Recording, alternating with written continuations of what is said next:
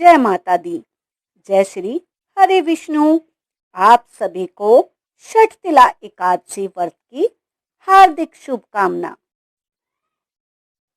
माघ मास के कृष्ण पक्ष की एकादशी तिथि को षठतिला एकादशी व्रत रखा जाता है। इस दिन भगवान विष्णु की पूजा में तिल का भोग लगाया जाता है। जो लोग षठतिला एकादशी व्रत रखते हैं वे काले तिल का 6 प्रकार से उपयोग करते हैं।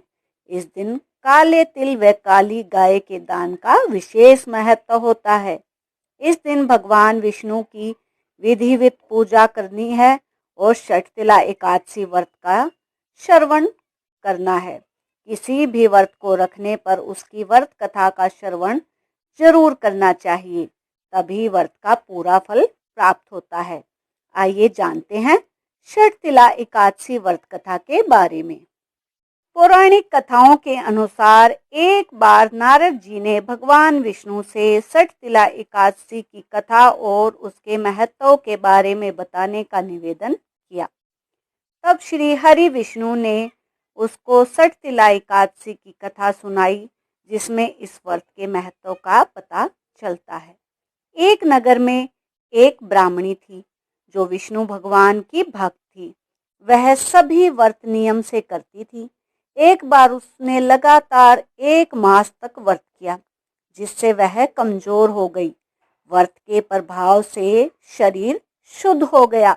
भगवान विष्णु ने सोचा कि व्रत के पुण्य से उसे विष्णु लोक में स्थान मिल जाएगा, लेकिन उसकी आत्मा की तृप्ति नहीं होगी। उस ब्राह्मणी के पुण्य कर्मों और व्रत किए गए फल को देने के लिए उसने कभी कोई दान नहीं दिया था। यही उसकी एक गलती थी।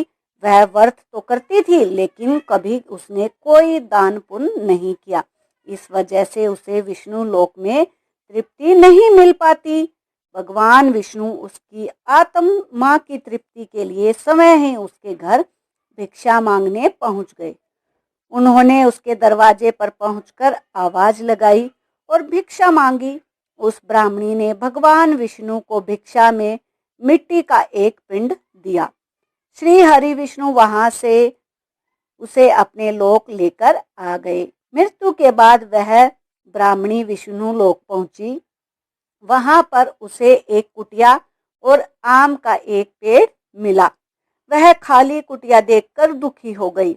उसने पूछा कि उसने पूरे जीवन सभी व्रत नियम से किए, फिर उसे विष्णु लोक में खाली कुटिया और आम का पेड़ ही क्यों मिला।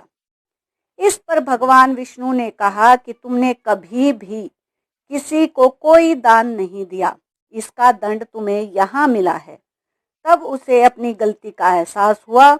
उसने प्रभु से इसकी मुक्ति का मार्ग पूछा। तब उन्होंने बताया कि तुम अपनी कुटिया के द्वार बंद कर लेना। जब देव कन्याएं तुमसे मिलने आए तो तुम उसे षठतिला एकादशी की विधि पूछ लेना। षठतिला एकादशी व्रत विधि जानने के बाद ही कुटिया का दरवाजा खोलना। एक दिन जब देव कन्याएं उससे मिलने के लिए आई तो उसने वैसा ही किया जैसा भगवान विष्णु ने कहा था।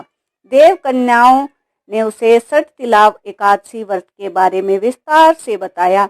तब उसने माघ मास कृष्ण एकादशी को षठतिला एकादशी व्रत पूरे विधि विधान से किया।